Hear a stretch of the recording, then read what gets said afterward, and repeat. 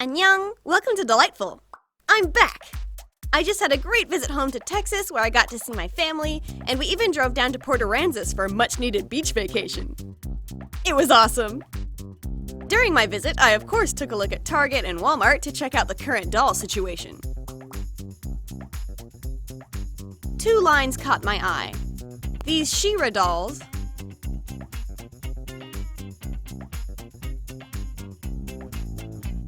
and the Wild Hearts crew. They had more dolls in store, but I only picked up my favorites. Will either of these fill the Monster High-shaped hole in our hearts? Only one way to know. Let's get unboxing. Working my way down the line here, I free each doll one by one. The She-Ra dolls kept it pretty simple, no excessive packaging, which I appreciate.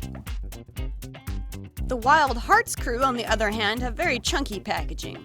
It does look nice, I love the bright contrasty colors, but you can easily see inside to all that wasted empty space in there. It's like when you get a bag of chips that is less than half empty, or a bottle of vitamins that has way less in there than you'd expect, you know?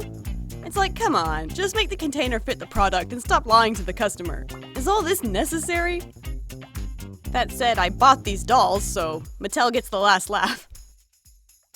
After everyone is free, we can take a closer look at each doll.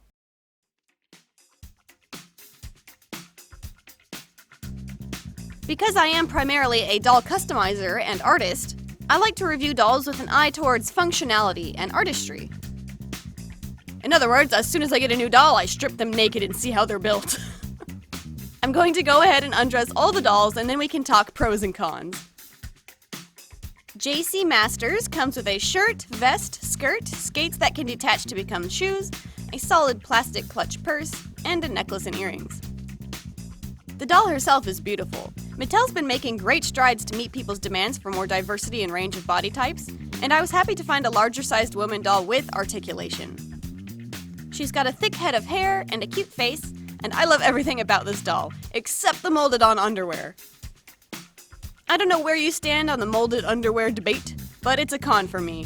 What if you want to put her in swimwear or a backless evening gown? You're always going to see the molded-on bra. Corey Cruz is next. She comes with a really cute jumpsuit, jacket, headphones, and a cassette player that actually opens. Oh my gosh. Sandals, a belt, and a necklace and earrings. She has a cornrow hairstyle on the right side of her head that flows into this awesome poof of purple hair, and her articulation is just as nice as JC's. It seems they can't bend quite as far as Monster High, but it's not bad.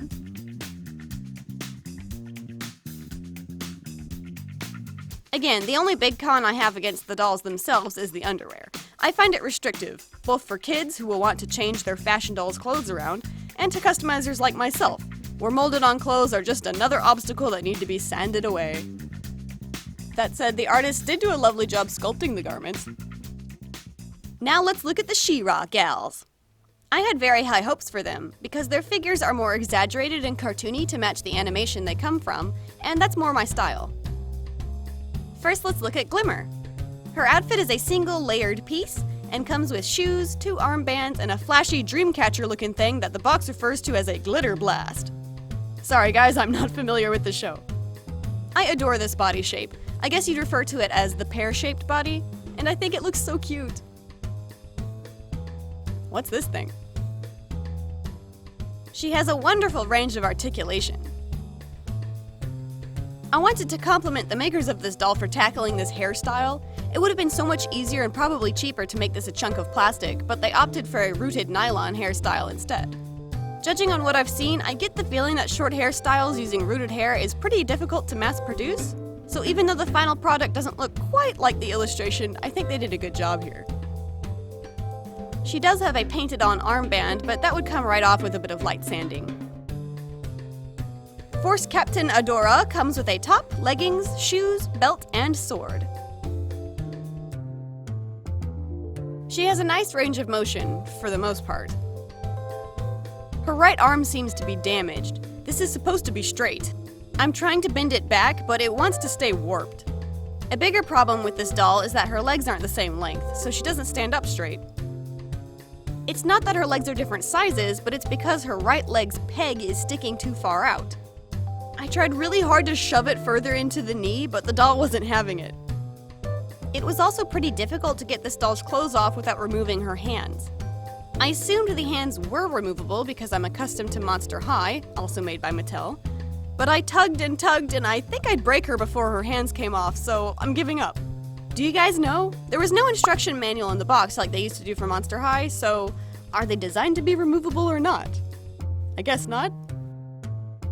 And lastly, the Princess of Power herself, She-Ra. She's got a layered one piece with the cape attached, and a whole bunch of neat armor pieces including boots, body armor, arm guards, a crown, and her sword. This is a great body type too for dolls, very athletic. I like how the sculptor subtly defined her musculature. She's got a lovely thick re-root just like all the other dolls, and a nice range of motion in her joints. Unfortunately though, she's got uneven footing as well, way more so than Captain Adora. Look how far that knee joint is out, yikes! This time when I pushed and shoved, the joint actually went in, so I got lucky there.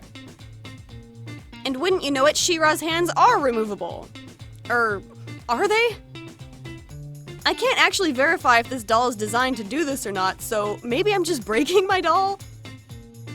I tried the elbows too, and they seem to come out, but there's a lot of resistance, which makes me think it's not designed to do this. I don't know. To conclude, all of these dolls are beautifully designed and have an impressive range of skin tones, body types, and facial molds within their lines. Here's a shot of the dolls lined up with more familiar dolls to give you a better sense of their proportions and size. Bonus dolls! Along with hitting up the usual stores, minus Toys R Us, RIP, we looked in at a couple thrift stores. That's where I found this gem. If I'm not mistaken, this character is called Spider-Gwen. She was a real steal at less than $2, so I took her home and washed her up. It appears this doll was made by the Madame Alexander Company. Whoa.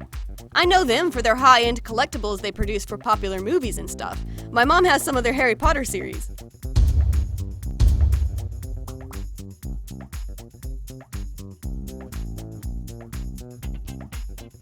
Although the sculpting on her actual body is fairly standard, I think Madame Alexander puts most of their money towards the clothes. She is well articulated, and I love her delicately posed hands. Her arms and legs have been noticeably stained from her black clothing, a common problem for many dolls who wear black. But at $1.50, I'm not complaining. I really love the scale of this doll in comparison to the others too. She's big enough to look like a really tall woman amongst the other dolls, but not so big as to be obviously a separate scale like the 17-inch Monster High dolls. Hopefully we can turn her into a really cool, powerful character someday. And that's it! I hope you enjoyed this unboxing and review of these current doll lines. I'm still chipping away at my stock box full of Monster High, but I know newcomers to this hobby are having a harder time finding decent doll fodder now that Monster High's off the market. So it makes me happy to be able to show and recommend some current dolls that can actually be found in stores. I would recommend the Wild Hearts dolls over She-Ra, just because of She-Ra's funky joints. It's a little hit or miss. I hope you found this fun and helpful, and I'll catch you next time. Stay artsy! Annyeong!